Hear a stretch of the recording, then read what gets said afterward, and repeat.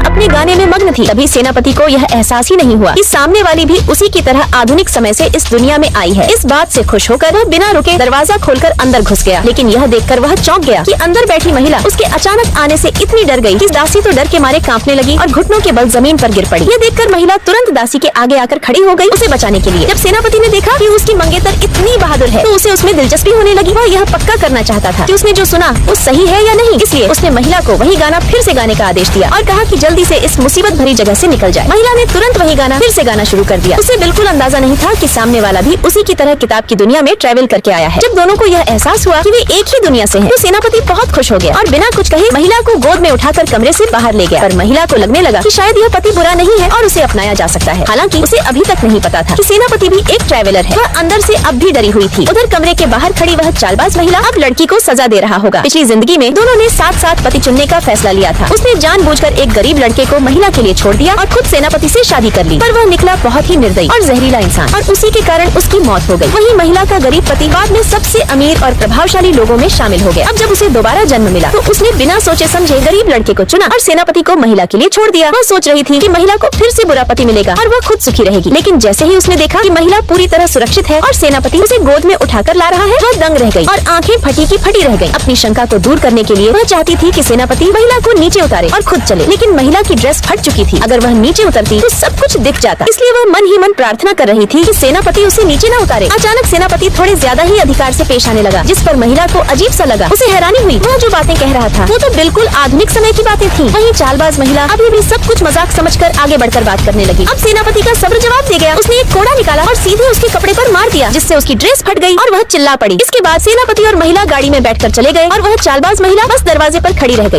काफी मशक्कत के बाद वे सेनापति के घर पहुँचे। चारों तरफ से लोगों की बधाइयाँ मिल रही थी। जैसे ही दोनों घर में कदम रखने वाले थे, उन्होंने देखा कि दरवाजे पर आग का एक बड़ा कटोरा रखा है, जिसमें तेज लपटें उठ रही थी। अगर वे उसमें से कूदते तो सीधे जल ही जाते, जैसे किसी ने जानबूझकर अपमान करने की कोशिश की हो। तभी सेनापति की सौतेली माँ बाहर आई। उन्होंने न सिर्फ कोई मदद नहीं की बल्कि पिता का नाम लेकर दबाव बनाया कि वे लोग उस आग में से कूदें। सेनापति का चेहरा गुस्से से भर गया, लेकिन महिला ने तुरंत उसे रोका और बोली, मेरे पास तरीका है। वह आगे बढ़ी और अपनी पोशाक से एक खास पाउडर निकाला जो उसने आग में डाल दिया। लेकिन अभी वे ठीक से बैठे भी नहीं थे कि दासी फिर से आ गई और सूचना दी कि बाहर एक नाचने वाली आई है और चैनल को सब्सक्राइब करने के लिए कह रही है।